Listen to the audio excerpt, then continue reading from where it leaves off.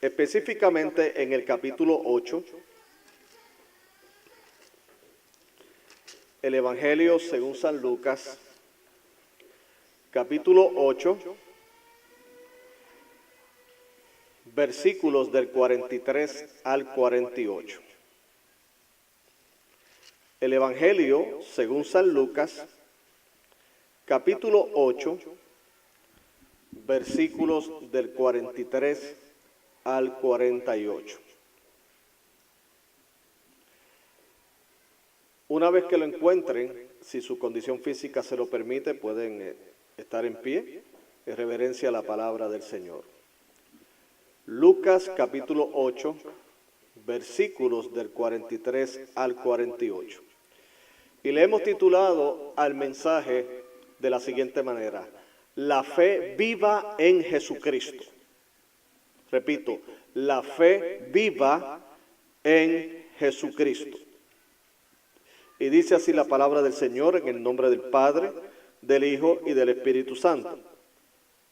Pero una mujer que padecía de flujo de sangre desde hacía 12 años y que había gastado en médicos todo cuanto tenía y por ninguno había podido ser curada, se le acercó por detrás y tocó el borde de su manto, y al instante se detuvo el flujo de su sangre.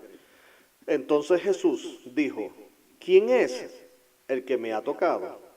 Y negando todos, dijo Pedro y los que con él estaban: Maestro, la multitud te aprieta y oprime, y dices: ¿quién es el que me ha tocado?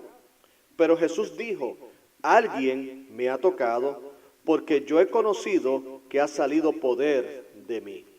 Entonces, cuando la mujer vio que no había quedado oculta, vino temblando y postrándose a sus pies, le declaró delante de todo el pueblo por qué causa la había tocado y cómo al instante había sido sanada. Y él le dijo: hija, tu fe te ha salvado, ve en paz. Señor, gracias por tu palabra, Dios.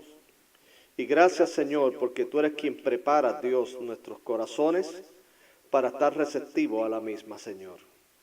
Gracias porque tú la utilizas para edificar a tu cuerpo, que es la iglesia, y para salvar a aquellos, Padre, que desde la eternidad, Señor, has trazado un plan para sus vidas. Y te damos gloria y honra, Señor, por todo lo que ha ocurrido, por todo lo que ocurre y por todo lo que ocurrirá, Señor, porque tú eres el autor y consumador de nuestra fe. En el dulce nombre de Jesús hemos orado. Amén, amén, amén. Pueden sentarse, mis amados hermanos. La fe viva en Jesucristo. Cuando hablamos de la fe viva en Jesucristo, pues lógicamente primero tendríamos que ocupar un breve espacio de tiempo para explicar lo que es la fe. Porque todas las personas afirman tener fe. Y eso es algo que yo no puedo poner en entredicho, pero el punto es qué tipo de fe y hacia dónde están enfocando la fe. Porque de acuerdo a la Biblia, en Hebreos capítulo 11, dice que la fe es la certeza de lo que se espera, la convicción de lo que no se ve. Y que por esa fe alcanzaron buen testimonio los antiguos. Así que la fe es primeramente una convicción. Es una convicción.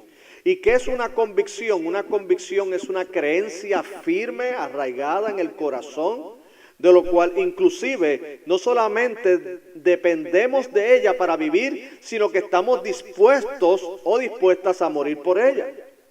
Porque como he dicho en otras ocasiones, hay una gran diferencia entre una convicción y una idea.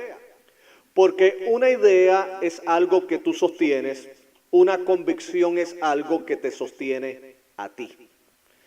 Así que podemos apreciar en el Hebreos capítulo 11 no solamente la descripción que hace de la fe, sino los ejemplos que hace de la fe. O sea, nos habla de los diferentes personajes que están en las Sagradas Escrituras, como tan distantes como en el caso del libro de Génesis, cuando habla acerca de Abel, que ofreció por la fe un mejor excelente sacrificio que su hermano Caín, y que por esa acción de la fe, de darle lo mejor al Señor, entonces, aún después de muerto, el efecto y la enseñanza y el impacto y la influencia de Abel todavía continúa. Dice también que por la fe, Noé, habiendo escuchado de todo lo que iba a acontecer en términos del diluvio, de todo el juicio de Dios en aquel momento, por la fe construyó un arca para que entonces fuera liberada su familia y también fuera preservada una parte de la fauna, o sea, entiéndase, de los animales. Pero claro, Noé fue un pregonero de justicia, dice la Biblia. O sea, Noé le predicó a los demás y les advirtió del juicio de Dios que venía. Sin embargo, tristemente las personas no le escucharon. De lo que posteriormente Noé viene a ser un tipo de lo que va a ocurrir en los tiempos finales. Donde nosotros como iglesia le estamos diciendo al mundo, mira, Cristo viene.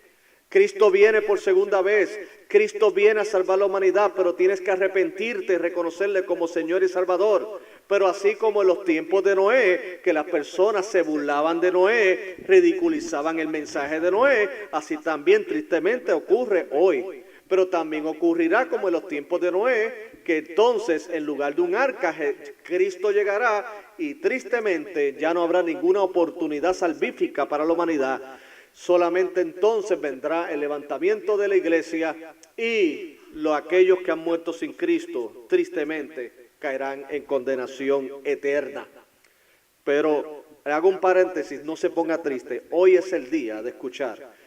Hoy es el día de creer. Hoy es el día de abrazar a Cristo como Señor y Salvador personal. Pero retomando el tema de la fe, entonces, de acuerdo a Hebreos, es una convicción. Y esa convicción te lleva a la acción.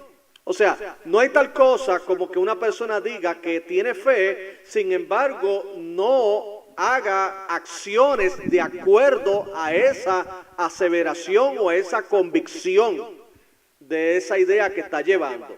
Por ejemplo, si una persona en el ámbito político dice que es nacionalista, pues usted no solamente sabe que es nacionalista por lo que expresa, sino que inclusive hasta tiene una forma de vestir muy peculiar y también toman unas acciones correspondientes a la causa que ellos entienden que es la correcta. Lo mismo ocurre no solamente en lo que es la política, sino inclusive en algo tan sencillo como lo que es las artes. Hay personas que se identifican tanto con un artista, los ha inspirado tanto que hasta comienzan a vestir y a pensar y a actuar como esa persona. Eso ya sería una imitación, no una fe, pero lo utilizo como un ejemplo de que cuando alguien ha sido sumamente impactado por algo, por alguien, definitivamente su vida se va a afectar. Aquella persona que ha creído en Jesucristo genuinamente, aquella persona que declara públicamente que Jesucristo es el Señor, aquella persona o familia o sociedad que cuando se le hacemos acercamiento dice, no, yo creo en Dios y yo creo en Jesucristo, pues definitivamente más que decirlo con las palabras, también tiene que acompañarlo con las acciones. El mismo apóstol Santiago, en la epístola que lleva su nombre, dijo lo siguiente: si alguno dice que tiene fe y no tiene obras, su fe entonces es ¿qué? Es muerta. ¿Por qué? Porque personajes como él utiliza de ejemplo a Abraham, no solamente le creyó a Dios y su fe le fue contada por justicia, sino que cuando Dios le demandó su hijo en sacrificio, él procedió a hacerlo. Claro que el Señor no sacrificó a Abraham, el hijo de Abraham, ¿por qué? Porque era una prueba de fe para Abraham. Pero lo que quiere utilizar Santiago en su argumentación es lo siguiente, o sea, Abraham no simplemente dijo yo creo, sino que cuando vino el momento de demostrar su compromiso con Dios, él lo hizo. Y de hecho, Abraham es uno de esos personajes de los cuales Jesucristo, el mismo Dios, le ha dicho que es amigo de él. Porque no solamente dijo, hizo. Algo que el mismo Jesucristo dijo en los evangelios es lo siguiente. O sea, los fariseos se caracterizaron porque ellos sabían decir lo correcto. Sabían articularlo de una manera muy interesante y captaba la atención de las personas. Pero el mismo Jesucristo le advirtió a los discípulos lo siguiente en cuanto a los fariseos. Todo lo que ellos digan que tú hagas, hacerlo, pero no hagas como ellos, porque ellos dicen y qué, y no hacen. Él mismo utilizó un ejemplo sumamente sencillo y básico. Él dijo, el árbol por sus frutos es que lo vas a conocer. De manera que un árbol malo no puede dar buenos frutos y un árbol bueno no puede dar malos frutos. Así que no todo el que me dice Señor, Señor entrará al reino de los cielos, sino el que hace la voluntad del Padre. Así que cuando hablamos en este título de la fe viva en Jesucristo, yo quiero hacer que en las mentes de ustedes esté claro que esto no es solamente decir que yo creo en Jesucristo y que no pasa absolutamente nada en tu vida o en mi vida. Sino que si yo realmente creo en Jesucristo, primeramente tiene que ser, como he establecido en el título de la exposición, una fe viva. O sea, es una fe viva, es una fe que actúa de acuerdo a la convicción. Ahora, si para ti o para algunos que nos pueden estar escuchando y viendo a través de las redes sociales, la idea de Jesucristo es simplemente una tradición humana, pues entonces mi oración a Dios es que hoy pase de ser de una tradición humana a una convicción genuina de fe, de salvación y relación con Dios. Nos acercamos a la Semana Mayor, nos acercamos al tiempo de Cuaresma, y hoy muchos van a abrazar la misma o a participar de ellas de acuerdo a sus tradiciones. Algunos no comerán carne, otros se privarán ese mismo día, Viernes Santo, de no escuchar música, o entonces o harán ciertas promesas. Pero ¿cuál es el problema de ello? Que una vez que termine ese fin de semana de Cuaresma, entonces vuelven a la antigua vida que tenían. O sea, no hay ningún cambio. O sea, es simplemente un sentimiento religioso, es simplemente una tradición. Las tradiciones no cambian a nadie. Lo único que cambia a una persona es el Evangelio de Jesucristo. O sea, es el creerle genuinamente a Jesucristo. Es el creer que Él ciertamente es mi único Señor y Salvador personal. Creer que genuinamente Él me perdona mis pecados. Creer genuinamente que yo soy nueva criatura en Él, de modo que las cosas viejas que pasaron, aquí todas son hechas nuevas. Eso es lo que me transforma. Y ciertamente me gozo en el tiempo de Cuaresma, me gozo en esos tiempos, esas fiestas o esas fechas donde recordamos el sacrificio de Cristo. Pero hermano, lo de nosotros no es un sentimiento de moda o un sentimiento de esa temporada en particular, porque nosotros hemos nacido genuinamente del Espíritu de Dios y queremos seguirle a Él en espíritu y en verdad. Así que, habiendo dicho esto, hermanos, entonces procedemos a exponer del pasaje que tenemos ante nuestra consideración de lo que yo llamo una fe viva en Jesucristo. Porque este evento, este acontecimiento, donde esta mujer de la cual desconocemos su nombre, pero sí su acción, nos da unas enseñanzas muy importantes acerca de la fe. Y qué lindo, mis queridos hermanos, que se nos conozca más por nuestras acciones que por nuestro nombre. Hoy día tenemos inclusive iglesias y denominaciones que dicen que son cristianas, pero tristemente con sus hechos niegan la aseveración de que son cristianos. Algunos inclusive en sus carros tienen muy lindo el pececito que representa a Jesucristo y a los discípulos del Señor. Tienen hasta versículos bíblicos en su computadora, o los tienen en siempre la puerta de refrigeradores donde más se ponen estos imanes. O a lo mejor es un cuadrito muy bonito en el baño y dice: todo lo puedo en Cristo que me fortalece. O dice: Jehová es mi pastor y nada me faltará. O yo soy la luz del mundo. Y qué lindo, pero hermano, eso tiene que pasar del cuadro al corazón. Porque Dios no nos ha dejado a nosotros una fe supersticiosa, es una fe viva. El supersticioso es aquel que dice: bueno, si yo repito todos los días, todo lo puedo en Cristo que me fortalece, todo lo puedo en Cristo que me fortalece, entonces todo me va a salir bien. No, es un supersticioso. Ese versículo no está hecho para que nosotros lo usemos como una especie de mantra, sino que ese versículo va de acuerdo a un contexto en el cual el apóstol Pablo está diciendo que él estaba tan identificado con la cruz, estaba tan identificado con Jesucristo, que no importara la condición que se encontrara, sea en abundancia o en escasez, él, su mundo interior no cambiaba, porque él sabía que todo lo podía en Cristo que lo fortalecía. Esos son convicciones, eso realmente son creencias bien enraizadas en el corazón. Esta mujer, como le dije, anónima, no conocemos su nombre, pero a través de los tiempos ha pasado sus acciones.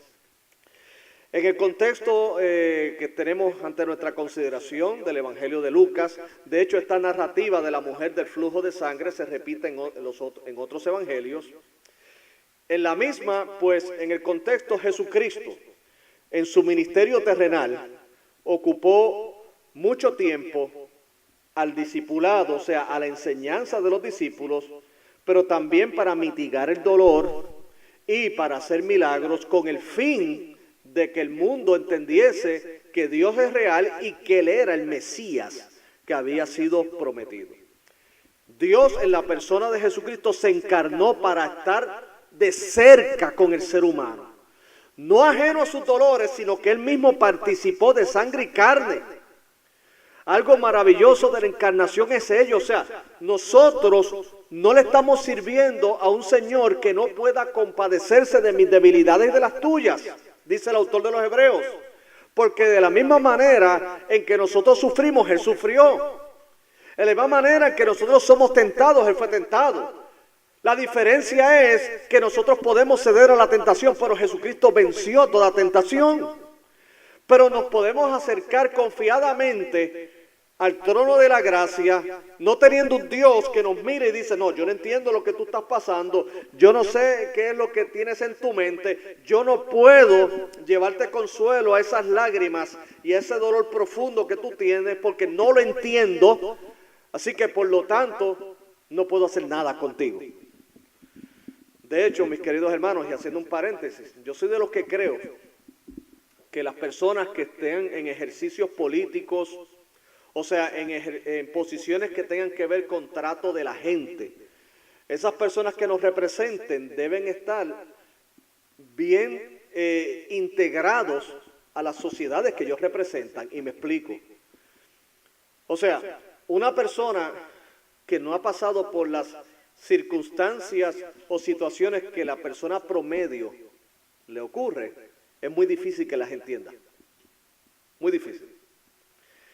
Creo, por ejemplo, en el caso mío como ministro, que aquellos que ocupen posiciones denominacionales en nuestra linda denominación o en las otras denominaciones cristianas, debieron por lo menos haber pasado por el pastorado un mínimo de 9 años. Un mínimo, así le pongo yo, un mínimo. ¿Por qué? Porque no es lo mismo tú estar en una posición denominacional supervisando pastores cuando tú nunca has sido pastor. Y déjeme decirle que desde las gradas es una cosa, detrás del púlpito es otra. Son dos universos diferentes. Y creo que una persona, para que sea empática, para trabajar con ministros, debe comprenderlos y saber. De manera que cuando un pastor tiene sus luchas y tiene sus situaciones, el que está más arriba dice, yo te entiendo. ¿Por qué? Yo planté iglesia. ¿Por qué? Yo pastoreé 8 o 9 años. ¿Por qué? Porque yo entiendo tu situación. Entonces hay una empatía. Pero no sé si usted se ha encontrado con algún tipo de persona que simplemente pues está supervisando, ya sea a personas que trabajan en una carretera, pero nunca han tomado un martillo. Está supervisando a personas que trabajan directamente con gente enferma y nunca ha atendido un catarro. Eso sería increíble. ¿Por qué? Porque él puede tener la teoría en la mente, pero una cosa es la teoría y otra es la empatía. Yo recuerdo que comenzando en el pastorado, siendo un joven plantador hace muchos años, en el 1992, ¿verdad? Fui a una conferencia y había un líder denominacional en aquel momento y estaba dando unos sabios consejos a los pastores acerca de cómo lidiar con sus frustraciones y con el estrés. Y recuerdo que uno de los consejos que dio el conferencista fue lo siguiente, y él dijo, cuando yo tengo estrés, yo simplemente me voy para una casa que tengo en Aspen. Y allá pues entonces me paso paso un mes allá y me retiro en mi casa de Aspen y luego me voy a Europa y paso otro mes. ¿Qué ocurre? El consejo fue muy bueno, mis queridos hermanos. El problema es que la audiencia a la cual él se estaba dirigiendo apenas podíamos ir a Blockbuster Video a sacar una película. ¿Usted se acuerda de Blockbuster Video? ¿Verdad? O sea, iba con la tarjetita azul y iba allá y alquilaba una película. Entonces, ¿qué sucede? El consejo era bueno, pero hermano, él no podía entender nuestra audiencia. La audiencia que éramos nosotros. Que en aquel momento, quiero que sepas que mi salario pastoral eran $300 mensuales. Y mi esposa estudiaba en la universidad para ese tiempo. Y yo decía, bueno, y cuando yo tengo estrés, ¿a dónde yo voy a ir? ¿Qué es lo equivalente a Aspen o Europa? ¿Qué es lo equivalente? Y un pastor me dijo, el río, pastor, el río. Y yo le dije, bueno, hermano, pues entonces nosotros nos vamos al río. Claro que al final de la charla, hermanos se le acercaron y le dijeron, hermano, si quiere que vayamos a Europa, ahora para que Dios nos provea. Y él dijo, y ustedes no pueden ir. ¿Y por qué ustedes no pueden ir? Y un pastor dijo, pues porque mi salario no llega, no alcanza ni siquiera para las necesidades básicas. ¿Cómo yo voy a sacar miles de dólares para ir a Europa? Y él dijo, ustedes no ganan así. No. Pues entonces nada, busquen la manera de distraerse. La idea es que se distraigan. Claro, el consejo fue bueno, distráete. Pero lógicamente, él venía de un estilo de vida del cual su audiencia no era la misma. No era la misma. Yo le doy gracias a Dios que nuestro Señor y Salvador Jesucristo, Él mismo se encarnó. Él habitó entre nosotros. Él estuvo con el leproso y estuvo también con la mujer cananea. Y estuvo aquí con la mujer del flujo de sangre. Habitó entre nosotros. Murió en la cruz y resucitó y ascendió a los cielos. Pero como le dije anteriormente, me puedo acercar a Él en oración porque Él me entiende.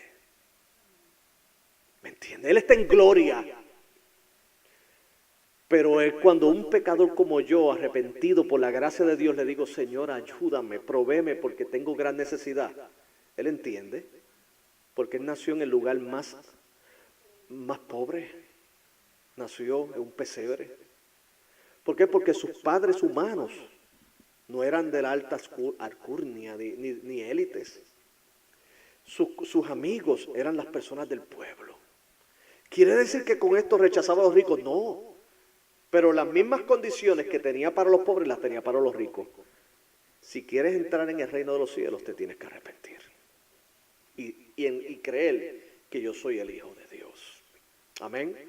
Porque hasta en la sociedad antigua, como en la sociedad de hoy, el rico tiene tanto y tanto poder que cree que hasta el cielo lo puede comprar.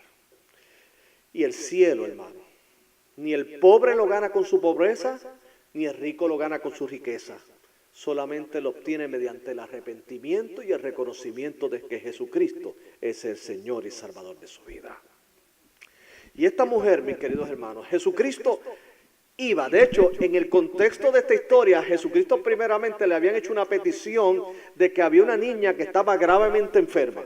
Y era la hija de una persona de influencia en esa sociedad. Jesucristo escuchó la petición y dijo, bueno, yo voy para allá. Y Jesucristo comenzó a caminar en dirección para atender la petición inicial. Pero en ese momento, Jesucristo gozaba de mucha popularidad. Jesucristo, la gente quería estar con Él porque había visto que hacía milagros, que habían visto que hacía prodigios, que era un hombre diferente a los fariseos, hablaba la verdad, pero la hablaba en amor. O sea, la gente estaba muy atraída a Jesucristo, así que no era raro que multitudes estuvieran detrás de Él. De hecho, Lucas lo describe que la gente lo oprimía. O sea, hágase la imagen mental de que él estaba tratando de abrirse paso para llegar a la casa de la persona de la cual le habían hecho la petición inicial. Y entonces la gente le oprimía. Y entre esa multitud había una mujer, que como le dije, no tenemos el nombre, pero era una mujer que tenía una carga muy pesada sobre sus hombros. Era una situación que había soportado por 12 años. Le voy a decir algo, un dolor, aunque sean de 30 segundos, molesta lo suficiente para amargarte el resto de tu día. ¿Cierto o falso? Una tristeza, aunque sea de un día, es suficiente para quebrantarte. Imagínate una condición soportada por 12 años. Esta mujer tenía un dolor oculto, un dolor que los demás no tenían conocimiento de él. Era una mujer que por causa de ese dolor oculto estaba sufriendo en silencio. Qué terrible es cuando tú tienes un dolor y tras que el dolor no lo compartes con los demás, lo sufres en silencio. Oh, mis queridos hermanos, es una situación sumamente triste. Este dolor oculto, esta aflicción, la tenía física y espiritualmente. O sea, la mujer tenía un flujo de sangre, o sea, una hemorragia que continuó por todos estos años y no hubo ningún tipo de cura. Inclusive dice en el verso 43 que ella había gastado todo lo que tenía en médicos y nunca habían podido hallar la cura. O sea que esta mujer estaba en una situación desesperante emocionalmente, físicamente hablando y emocionalmente. Físicamente se estaba desgastando, literalmente se estaba drenando. Pérdida de sangre continua, la estaba debilitando. Pero no solamente eso, sino que con el dolor físico viene el dolor emocional. No dudamos que esta mujer estaba en depresión. No dudamos que esta mujer se sentía abrumada día a día y que esta mujer, inclusive de acuerdo a las leyes de la religión del momento, o sea, entiéndase del judaísmo contemporáneo de ella, las mujeres que padecían de este tipo de condición, de hemorragia, eran consideradas inmundas. De manera que a nivel religioso tampoco podían tener consuelo porque no se les permitía participar del templo. O sea, quiero que podamos analizar y hasta empatizarnos con su condición. Tenía el dolor físico. Eso le traía un problema emocional en el aspecto de que la deprimía. Mas también tenía el aspecto de que estaba drenada económicamente. Lo había gastado todo en los médicos sin ningún tipo de resultado. De nuevo, dolor físico, dolor emocional y dolor en cuanto a sus finanzas. Posiblemente ya estaba quebrada económicamente. Mas religiosamente hablando no podía ir al templo porque era considerada inmunda ante la sociedad. Dígame si esto no es un cuadro, una situación sumamente triste. Esta mujer, si Jesús no hubiera estado en su mente y presente a ella, posiblemente ella tenía todo el cuadro propicio para un suicidio. Tristemente, hoy día vemos que el suicidio se ha convertido en una epidemia. El suicidio es una condición que ya no discrimina a adultos. Antes se pensaba en adultos. Recuerdo que cuando yo era niño se relacionaba el suicidio a los veteranos de guerra. Y que había que cuidarlos y estar con ellos por los traumas que habían tenido en la guerra. Pero hoy día los pensamientos suicidas y la depresión ya trascienden ellos. Atacan al hombre profesional, a la mujer profesional, al joven que está comenzando a vivir. Jovencitos de 12, 13 años se están suicidando. Jovencitas. Un hombre recientemente profesional que trabajó en varias administraciones presidenciales, creo que entre ellas la de Obama. Un hombre que rozaba una gran reputación, un hombre joven, se suicidó. Él, humanamente hablando, tenía todo lo que muchos de nosotros envidiaríamos. Pero algo había en su ser interior que no le permitía disfrutar lo que tenía, de manera que entonces se privó la vida. Porque no hay esperanza. Caras vemos, pero corazones no vemos. Podemos ver una persona hoy sonriente en las redes sociales y mañana enterarnos de que esa misma persona se quitó la vida. Y usted dice, pero si ayer se veía feliz. No, caras vemos, corazones no sabemos. Pero esta mujer, que para mí representa a todos aquellos que debajo del sol sufren, para mí que esta mujer representa a todos aquellos que debajo del sol parece que no hayan esperanza. Sin embargo, esta mujer tomó pasos de fe. Evidenció lo que yo llamo una fe viva en Jesucristo. Porque a todo lo que le he dicho le añado que en medio de la multitud, esta mujer podía sentirse sola. En medio de todos, pero al mismo tiempo sentirse sin nadie.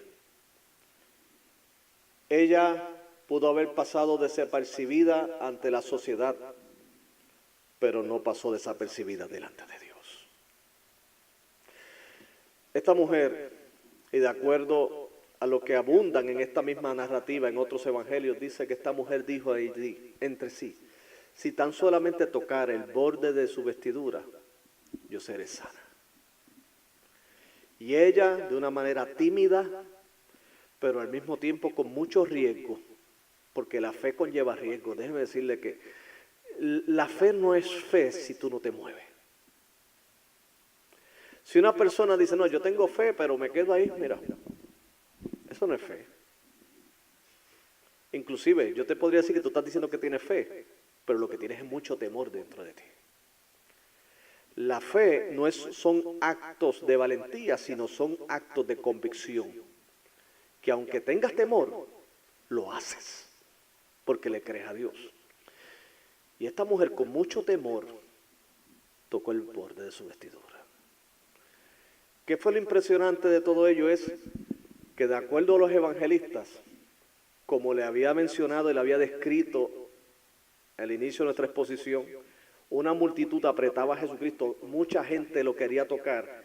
Él mismo dijo, algo pasó aquí, alguien me tocó. Y uno de los discípulos le preguntó a Jesús, pero ¿por qué tú dices que alguien te ha tocado si aquí todo el mundo te está apretando? Y él dijo, pero esto es diferente, porque de mí salió virtud y salió poder. Aquí alguien me tocó con fe.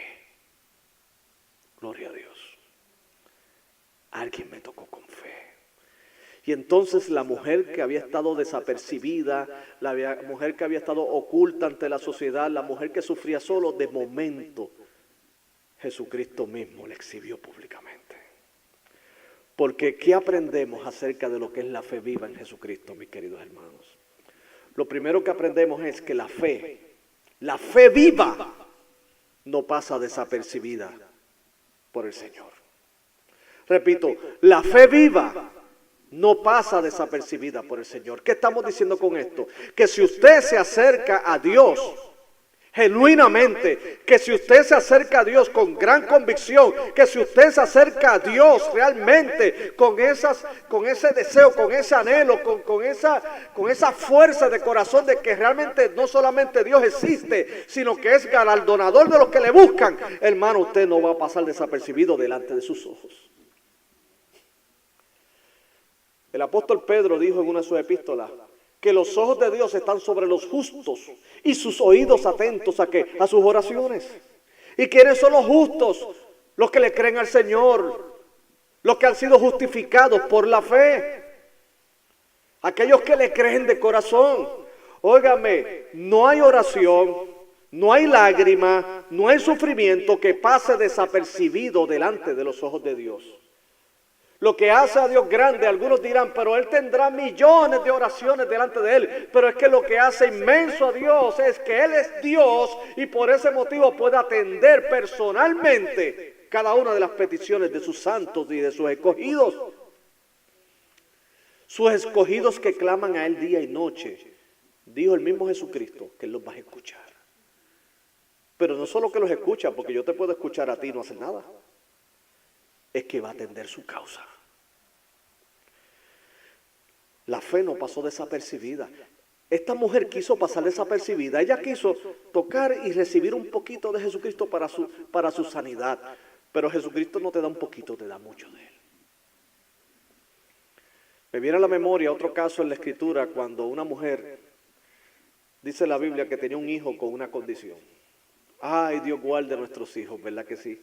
¿Qué no hacemos por nuestros hijos? Y esta mujer se acercó a Jesucristo y le dijo, Señor, sánala. Y él le dijo, no es bueno que yo le quite el pan a los hijos para dárselo a los perrillos.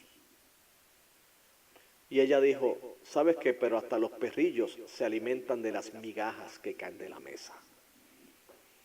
Jesucristo dijo, grande es tu fe, que sea como tú has creído. ¿Jesucristo la estaba despreciando? No, la estaba aprobando y al mismo tiempo enseñándole a los discípulos que estaban alrededor. ¿De qué?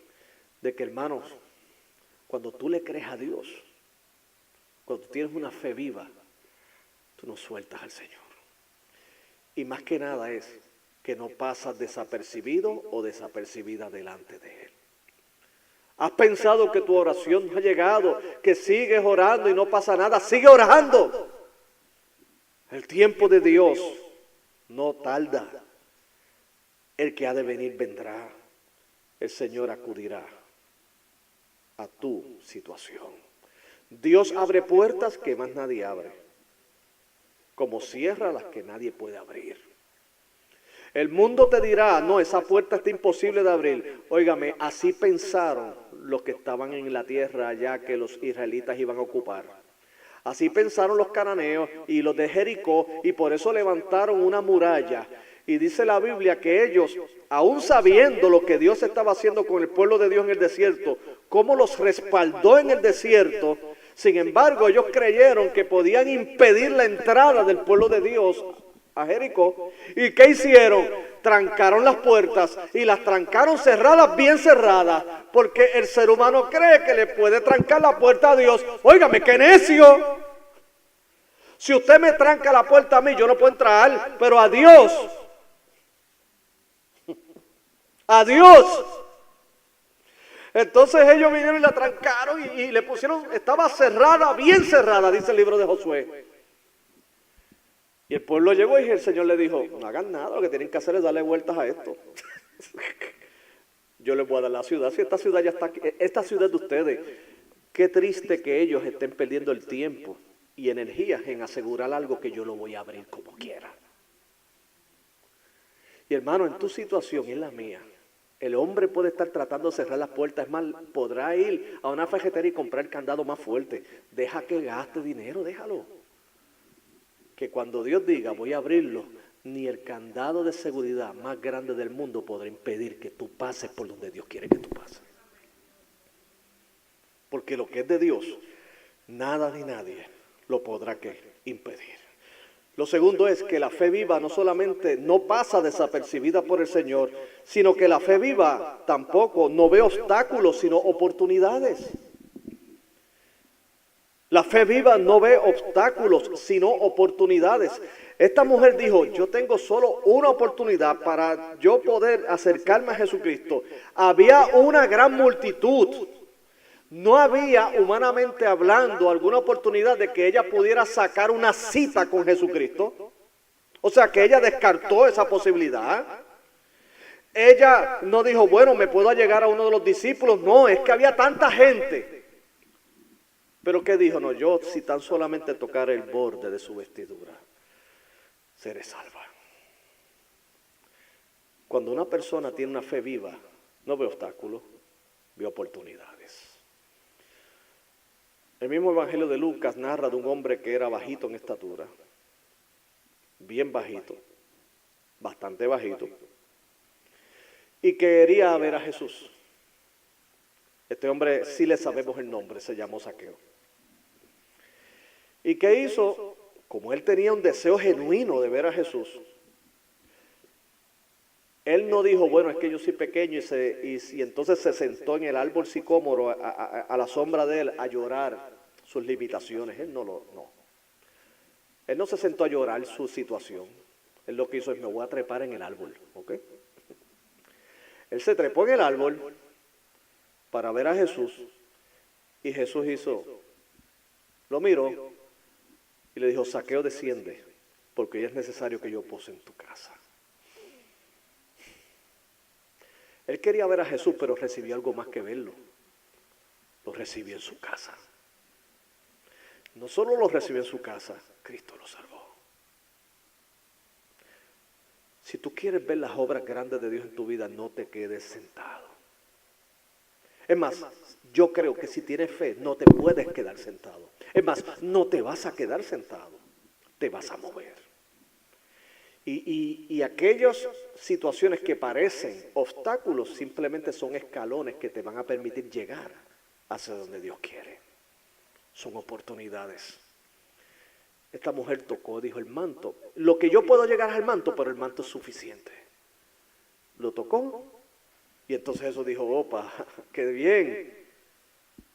Alguien me tocó con fe. Y qué interesante y qué contraste. Porque tanta gente lo oprimía, pero sin embargo esta mujer captó la atención de Jesucristo. Eso implica que muchos le tocaban, pero que había en el corazón de ellos no sabemos. Ahora, sí, Dios sabía lo que había en el corazón de esta mujer. Y lo que había en el corazón de esta mujer era un fuego ardiente, que fue inspirada por la desesperación que tenía de que solamente en Jesús podía hallar la salvación de su cuerpo y de su alma. Y lo tercero, mis queridos hermanos, es que la fe viva no solamente no pasa desapercibida por el Señor, que la fe viva no solamente no ve obstáculos, sino oportunidades, sino que la fe viva no es un ejercicio espiritual vano, sino que siempre recibe la bendición de Dios. Repito, la fe viva no es un ejercicio espiritual vano, sino que siempre recibe la bendición de Dios. Esta mujer, el verso 47 y 48 de Lucas 8, dice que cuando la mujer vio que no había quedado oculta, vino temblando y postrándose a sus pies, le declaró delante de todo el pueblo por qué causa la había tocado y cómo al instante había sido sanada. Y él le dijo, hija, tu fe te ha salvado, ve en paz. Tu fe. ¿Oíste? Tu fe. Tu fe. ¿Y qué cómo era esa fe viva? No es una fe muerta que dice y no hace. Es una fe que dice y actúa. Se mueve. El pueblo que conoce a su Dios se esforzará y actuará, dice en el libro del profeta Daniel. ¿Qué aplicamos a nuestras vidas, mis queridos hermanos? Primeramente, entendemos que como hijos de Dios que somos, nosotros hemos recibido el don de la fe. La fe es un don que proviene del mismo cielo. Dice la Biblia en Efesios capítulo 2, verso 8, que por gracia sois salvos por medio de la fe. Y esto no es de nosotros, pues es un don de Dios. No es por obras para que nadie que se gloríe. Es un regalo que Dios nos ha dado el recurso de la fe. No solamente para salvarnos, pero la fe no solamente nos salva, sino que si Dios nos ha permitido seguir viviendo físicamente hablando, es porque quiere que le glorifiquemos su santo y bendito nombre. ¿Y cómo Dios se glorifica? Cuando en medio de nuestras circunstancias reconocemos que Él tiene el control. Y de que creemos en sus promesas. Y de que cuando esas puertas se empiezan a cerrar, tú dices, no, espérate, esto no es el punto final. Porque el punto final de la historia la pone Dios, no el hombre. Eso es lo triste del ser humano. El ser humano cree que pone puntos finales, no pone ningunos puntos finales. Apenas coma, y si acaso. El que pone el punto final de una historia es Dios. Y le cree a Dios. Y Dios nos va bendiciendo y nos va capacitando para cada día creer en Él, de manera que podamos llegar, como dijo el apóstol Pablo, todo lo puedo en Cristo que me fortalece. Solo en la cruz es que nosotros hallamos salvación, porque no hay otro nombre dado a los hombres en quien podamos ser salvos. Y culmino con esto. Esto no es fe en la fe, eso es un disparate. Es fe en Jesucristo. Es fe en su persona, obra y en su palabra. Porque fe en la fe, no, eso no existe. Es fe en Jesucristo. Y a Él sea la gloria por siempre.